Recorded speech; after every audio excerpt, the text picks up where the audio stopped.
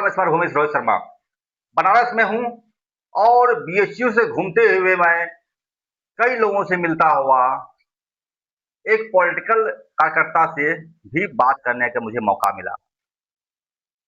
संदर्भ है भारत के अंदर जिस तरह से क्रांतिकारी आंदोलन में जो आप देख पा रहे हैं अवसरवाद, विघटनवाद, संशोधनवाद, इसका चक्कर, इसको समझने की मैं कोशिश कर रहा हूँ। किस तरीके से भारत के अंदर संशोधनवाद, अवसरवाद, विघटनवाद हावी हो रहा है, यह एक सवाल है। लेकिन ऐसा भी नहीं है कि ये विघटनवाद, संशोधनवाद जो है ये भारत में पहली बार आया है, बल्कि अंतर्राष्ट्रीय कम्युनिस्ट आंदोलन के दरमियान में भी जब कार्ल मार्क्स थे, उनको भी इसके लिए लड़ना पड़ा था।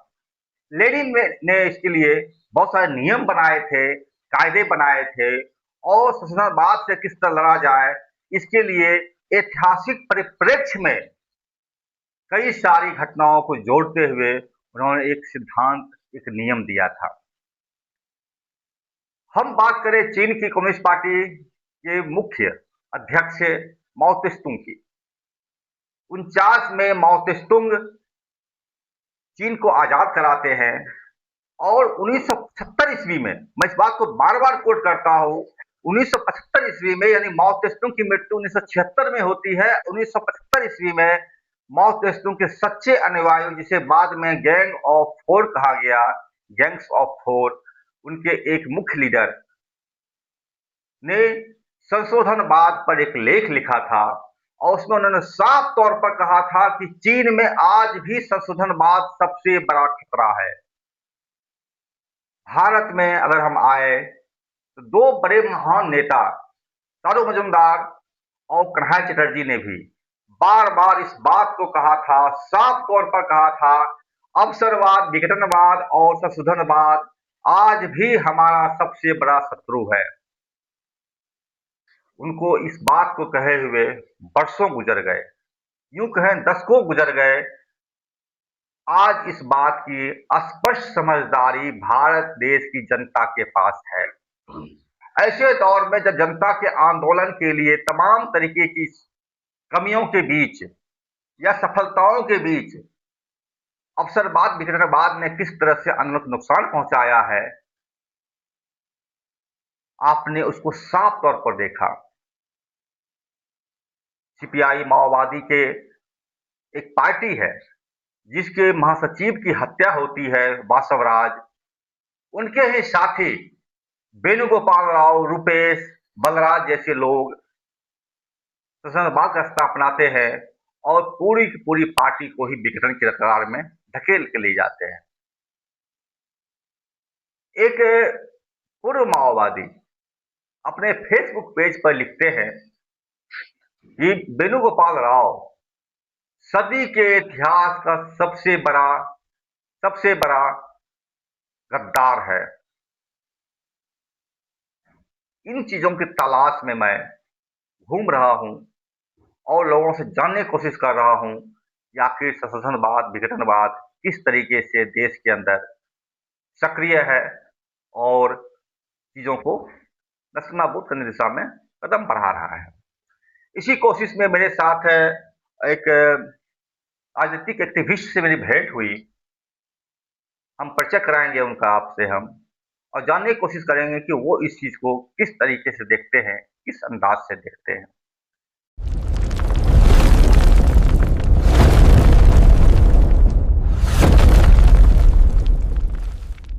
आपका बहुत बहुत स्वागत समय भूमि में है।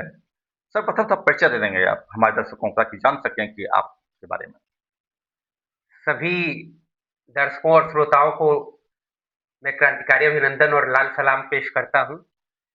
साथियों, मेरा नाम रितेश विद्यार्थी है और मैं एक राजनीतिक कार्यकर्ता हूं और पिछले 15 सालों में मैंने छात्रों के बीच में, आप मुझे देखो, मजदूरों के बीच में और किसानों के बीच में हमने काम किया है और मैं भगत सिंह स्टूडेंट मोर्चा का पूर्व सेक्रेटरी भी रहा हूं। अच्छा, यही मेरा परिचय है। जी, बहुत बहुत शुक्रिया आपका।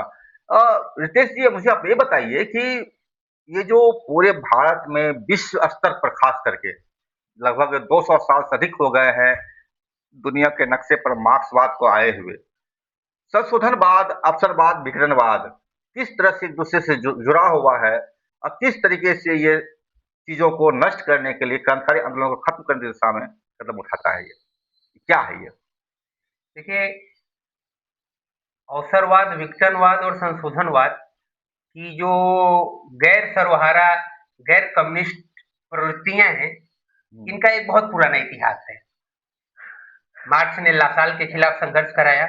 लासाल भी एक तरह के अवसरवादी थे।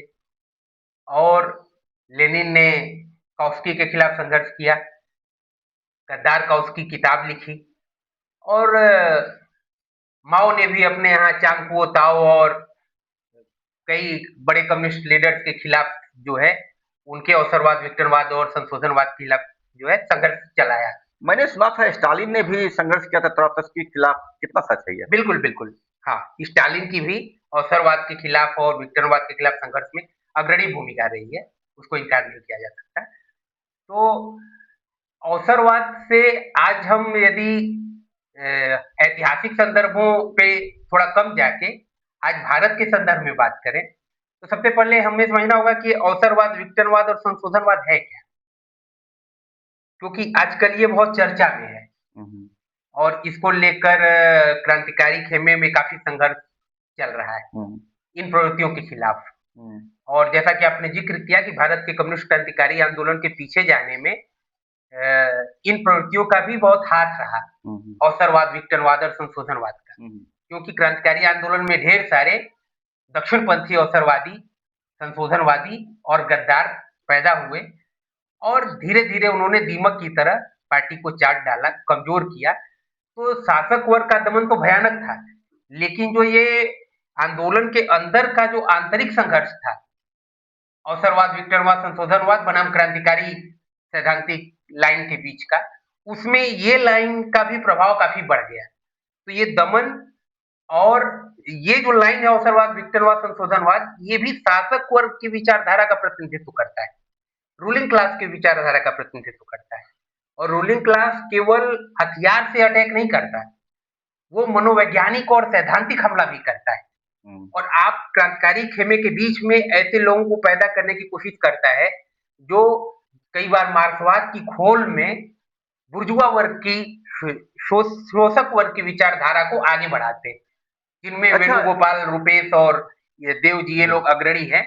लेकिन इस अवसरवाद, विघटनवाद और संशोधनवाद का असर आज हम देख रहे हैं तो क्रांतिकारी आंदोलन में हम लोगों को लग रहा है कि देश के, पूरे देश में व्यापी स्तर पे हर जगह इस तरह के एलिमेंट्स और इस तरह की प्रवृत्तियां आंदोलन के अंदर मौजूद हैं, जिसके खिलाफ संघर्ष चलाने की जरूरत है। आपने टर्म का इस्तेमाल किया, अवसरवाद, विघटनवाद, संशोधनवाद। मुझे किसी ने बताया था कि मार्क्सवाद एक विज्ञान है। तो जब विज्ञान में कोई शब्दावली का निर्माण होता है तो उसकी परिभाषाएं भी तय होती हैं, उसको आइडेंटिफाई करने के लिए, पहचान करने का तरीका भी होता है।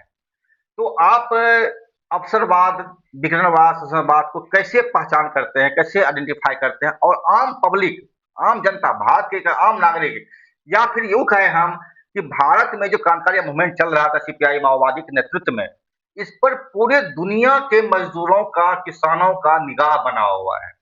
मुझे बहुत जगह से, विदेशों से भी, फिलीपीन से या फिर स्पेन से या फिर इटली से मैसेज आते रहते हैं। वो लोग बोलते हैं कि मैं बहुत सीखता हूँ इनसे, बहुत कुछ मैं जानकारी प्राप्त करता हूँ और मेरे लिए ये बहुत ही मतलब महत्वपूर्ण चीज है। तो मुझे आप ये बताइए कि भारत के अंदर इसको पहचाने कैसे, एक वैज्ञानिक तरीके से चीज देखें अगर, कैसे पहचानेंगे इसको? देखिए, अवसरवाद एक बड़ा व्यापक शब्द है और लेनिन ने इसका काफी इस्तेमाल किया और उन्होंने रूसी क्रांति के दौरान अवसरवाद से संघर्ष में अवसरवाद क्या है इस पे सैद्धांतिक लेखन भी किया और खासतौर पे अपनी किताब क्या करे, एक कदम आगे दो कदम पीछे, गद्दार काउस्की, इन सब में उन्होंने उसका सूत्रीकरण किया। तो अवसरवाद वो एक ऐसी विचार, शासक वर्ग की एक ऐसी विचारधारा है जो क्रांतिकारी आंदोलन के अंदर, यानी वो लोग अवसरवादी हैं जो क्रांतिकारी सिद्धांतों पार्टी के सिद्धांतों और हितों की जगह, उसके दीर्घकालिक हितों की जगह तात्कालिक हित और तात्कालिक लाभ के से प्रस्थान करते हैं।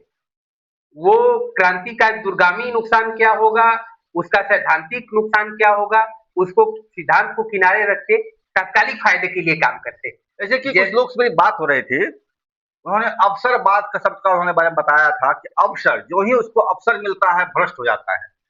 जैसे कि मसलन लीजिए, आप नरेंद्र मोदी ने कहा था अच्छे दिन लाएंगे, कुछ साल के बाद वेणुगोपाल राव जैसे सीपीआई माओवादी पोलित ब्यूरो सदस्य थे, और कहा जाता था कि बासवराज की मृत्यु के बाद, शहादत के बाद, जो कि लड़ते हुए भयानक तरीके से लड़ते हुए वो शहीद हुए थे, वही बनते महासचिव सीपीआई माओवादी के।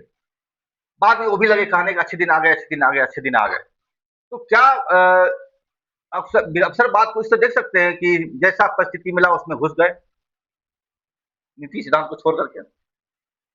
हाँ, तो थोड़ा सा मैं इस पे फोकस कर दूं, अवसरवाद पे, आपके प्रश्न से जुड़ता हुआ ही है कि अवसरवाद को समझने के लिए आपको समझना पड़ेगा कि अवसरवाद दो तरह के मुख्य तौर पे अवसरवाद होते हैं। एक दक्षिणपंथी अवसरवाद और एक विदिन कोट वामपंथी अवसरवाद। दक्षिणपंथी अवसरवाद क्या है कि क्रांतिकारी खेमे में बहुत से लोगों को ये लगने लगता है कि दमन बहुत ज्यादा है, राज्य का पहुंच बहुत बढ़ गया है, राज्य बहुत शक्तिशाली है, और इस तरह के बहुत से तर्क, जनता आंदोलन और क्रांति के मूड में नहीं है, संगठित नहीं है, इस तरह के बहुत से तर्क देके वो जो है क्रांतिकारी आंदोलन को सुधारवादी और पार्लियामेंट्री रास्ते की तरफ ले आने की कोशिश करते कि कानूनी तरीके से, संवैधानिक तरीके से और संसदीय तरीके से संघर्ष करके ही जो है हम समाजवाद को ला सकते हैं। मतलब गुप्त पार्टी ढांचा को बदल देना है। हाँ, गुप्त पार्टी की जरूरत नहीं है, खुले और कानूनी ढांचे को ही वो सिर्फ मानते कि दमन हो जाएगा, परिस्थिति नहीं है। इस तरह से क्या है, ये मार्क्सवाद के मूलभूत सिद्धांतों से विचलन, क्योंकि हम जानते हैं कि शासक वर्ग अपना विशेषाधिकार तब तक नहीं जोड़ेगा जब तक कि जनता उसके लिए लड़ेगी नहीं, क्योंकि सदियों से, वर्षों से जो उन्होंने अपना उत्पादन के क्षेत्रों पे, संस्कृति पे अपना जो प्रभुत्व और आधिपत्य बनाकर रखा है, उसको वो ऐसे नहीं छोड़ने वाले बिना वर्ग संघर्ष के, बिना क्रांतिकारी संघर्ष के। और ये जो पूरा सिस्टम है, पार्लियामेंट से लेके संसद है, न्यायपालिका है, सेना है, नौकरशाही है, ये सब शासक वर्गों ने अपने हितों के लिए बनाया है। और हम सोचते हैं, मार्क्स ने बहुत पहले ही कह दिया था कि शासक वर्ग की राज मशीनरी का इस्तेमाल करके मजदूर वर्ग अपना शासन नहीं ला सकता। लेकिन फिर भी जिस कम्युनिस्ट को ये लगता है कि नहीं, हम जैसे बर्नस्टीन था, काउस्की था, कि हम संसदीय ढंग से, शांतिपूर्ण ढंग से भी समाजवाद ला सकते हैं, जैसे कि तो कहा जाता है समाजवाद बबुआ धीरे धीरे आई करके। हाँ, जो गोरख पांडे ने व्यंग किया कि समाजवाद बबुआ धीरे, ये दक्षिणपंथी अवसरवाद है। और एक वामपंथी अवसरवाद क्या है, जो परिस्थितियों को बढ़ा चढ़ा कर देखता है कि अब तो एकदम जनता उफान पे है और तुरंत हमला करके क्रांति कर देना चाहिए और ऐसे कर देना चाहिए। मतलब जो ठोस परिस्थितियों का ठोस विश्लेषण न करके पेट्टी बुर्जुआ मानसिकता से, हीरोइज्म से संचालित होता है, वो वामपंथी अवसरवाद है। लेकिन एक चीज समझना जरूरी है कि आज भारत में और पूरी दुनिया में दक्षिणपंथी अवसरवाद जो है, राइट अपॉर्चुनिज्म, ये सबसे बड़ा खतरा है। क्यों? क्योंकि लेफ्ट अपॉर्चुनिस्ट यानी दुस्साहसवादी और वामपंथी ट्रेंड वाले क्रांतिकारी, जो अति वामपंथी जिनको हम कहते हैं, वो ट्रेंड बहुत कम है दुनिया में। देखिए कहाँ हथियारबंद संघर्ष चल रहे हैं, बहुत कम चल रहे हैं। कुछ हथियारबंद जेनुइन है, कुछ हथियारबंद हो सकते हैं कि अति वामपंथी हो, जिसको वामपंथी अवसरवाद हम कहते हैं, लेकिन वो बहुत कमजोर स्थिति में है। अति वामपंथ बहुत कमजोर स्थिति में। अभी जो मुख्य ट्रेंड है, मुख्य भटकाव है पूरे देश में और दुनिया में, भारत में देख लीजिए, दर्जनों कम्युनिस्ट पार्टियां हैं, लेकिन सबके सब, एक दो को छोड़ दिया जाए तो सबके सब का रास्ता क्या है, पार्लियामेंट का ही रास्ता है। 78 कम्युनिस्ट पार्टियां हैं भारत में, तो 78 में अधिकांश जो है दक्षिणपंथी अवसरवाद के शिकार है। इसलिए हमारा जो मानना है कि अभी हमारा क्रांतिकारी आंदोलन के अंदर और बाहर जो मुख्य संघर्ष है वो दक्षिणपंथी अवसरवाद के खिलाफ है, ताकि हम मार्क्सवाद, लेनिनवाद, माओवाद के विचारधारा को स्थापित कर सकें, उसके सिद्धांतों और बुनियादी सिद्धांतों की रोशनी में वर्ग संघर्ष को तेज करके जो हमारा अल्टीमेट लक्ष्य है कि सर्वहारा और के नेतृत्व में और किसानों और अन्य उत्पीड़ित वर्गों की राजसत्ता कायम करना और फिर धीरे धीरे धीरे जनवाद से समाजवाद से होते हुए साम्यवाद की प्रक्रिया में जाना। ये तब तक संभव नहीं है जब तक हम दक्षिणपंथी अवसरवाद को क्रांतिकारी आंदोलन के भीतर से नेस्तनाबूद न कर दें।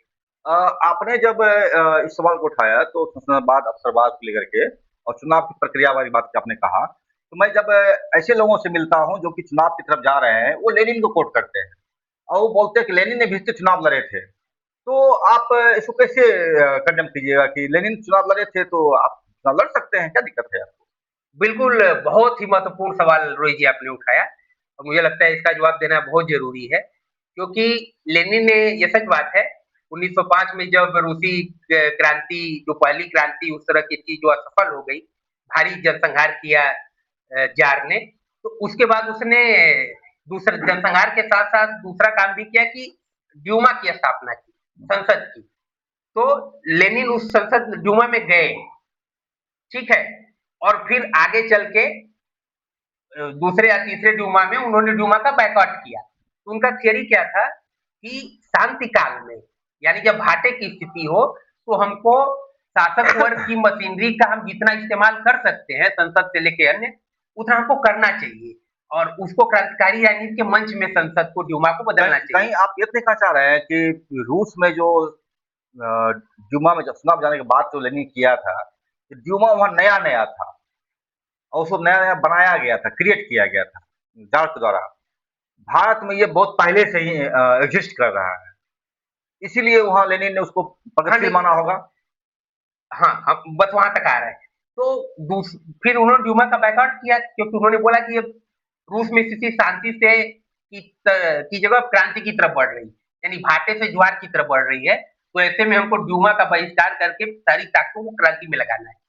बाद में ऐसा नहीं है, बाद में 1918 वगैरह में उन्होंने वामपंथी कम्युनिज्म बचकाना मर्ज लिखा, तो उसमें भी पार्लियामेंट में बात की और कहा कि उन वामपंथी भटकाव वालों की आलोचना की जो पार्लियामेंट का बायकॉट कर रहे थे कि नहीं पार्लियामेंट का इस्तेमाल हम जितना कर सकते हैं हमको करना चाहिए। थर्ड इंटरनेशनल में भी पार्लियामेंट को लेकर बहुत सा बहस चला है ना, लेकिन चेंज कहाँ पे आया?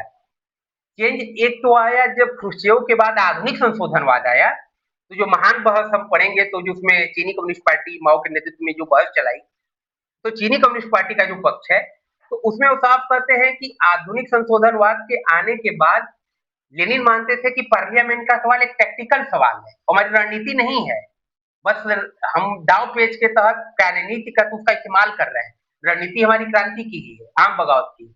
लेकिन आधुनिक संशोधनवाद ख्रुश्चेव के बाद क्या हुआ कि दुनिया की अधिकांश कम्युनिस्ट पार्टियों की संसद का इस्तेमाल अब टैक्टिक्स नहीं रह गई, सबकी रणनीति बन गई।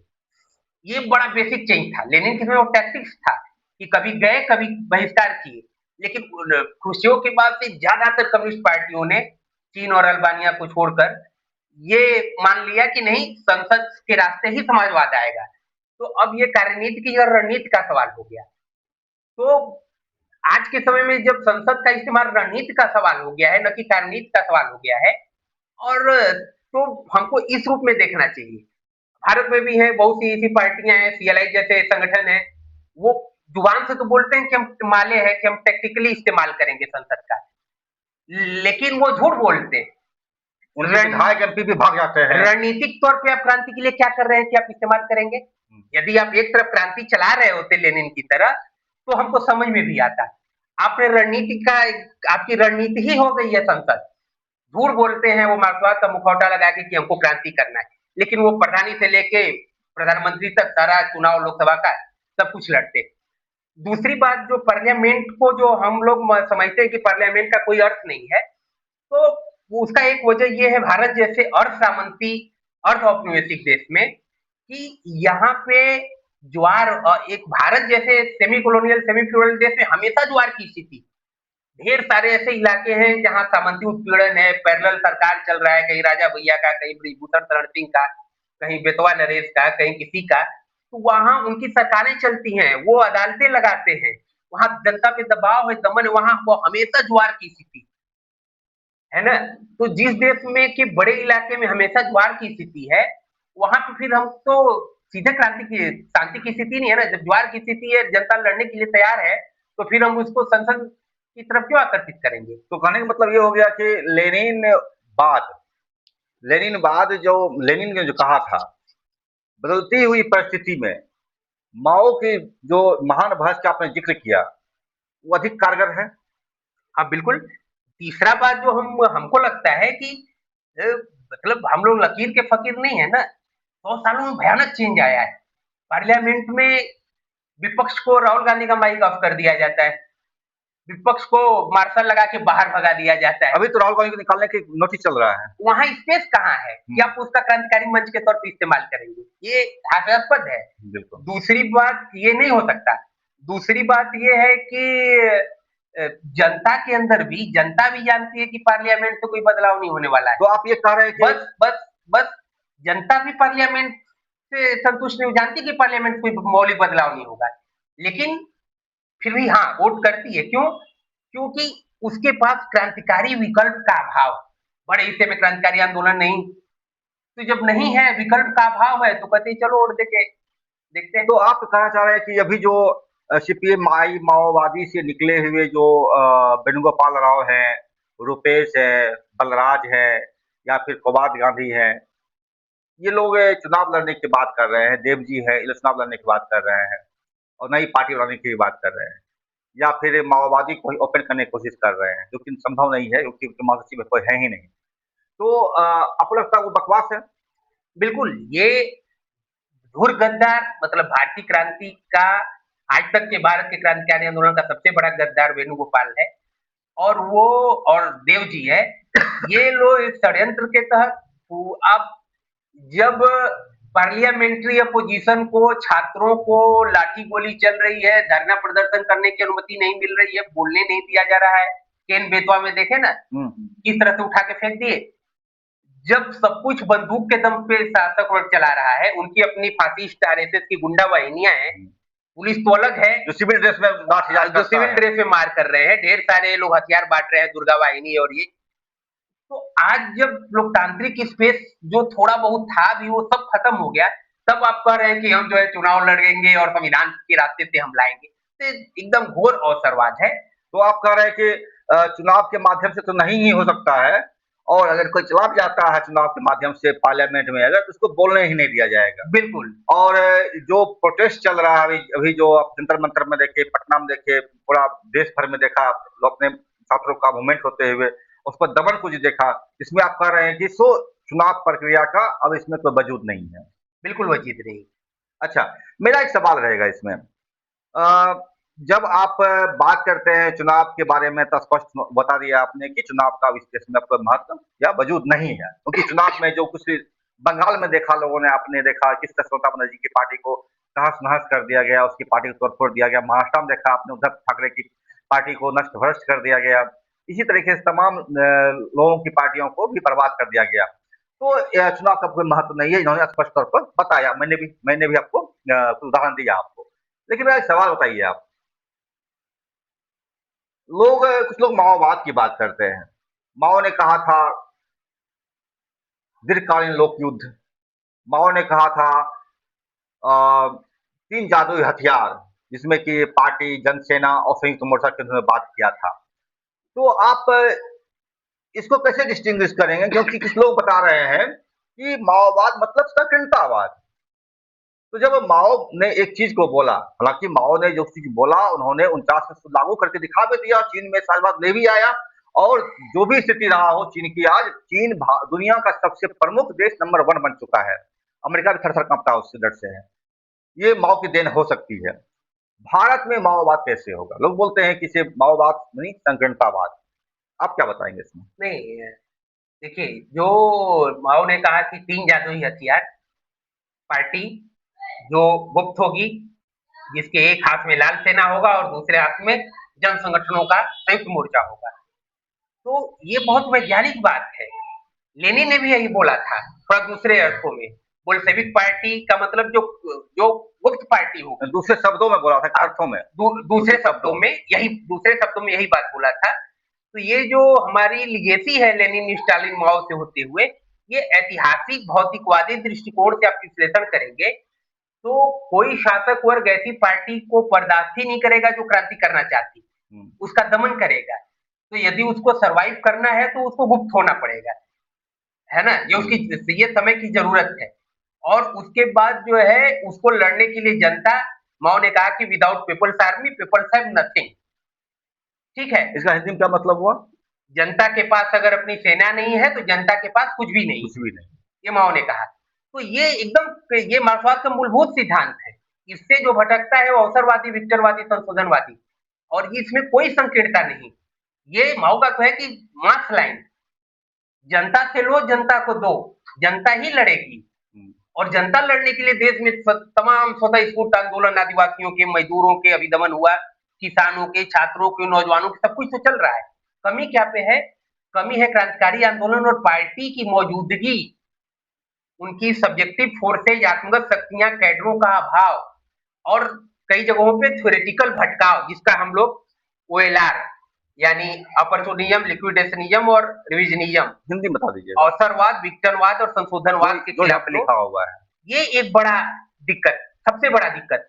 जैसे मैंने अवसरवाद पे बात रखी कि अवसरवाद क्या है, विघटनवाद क्या है।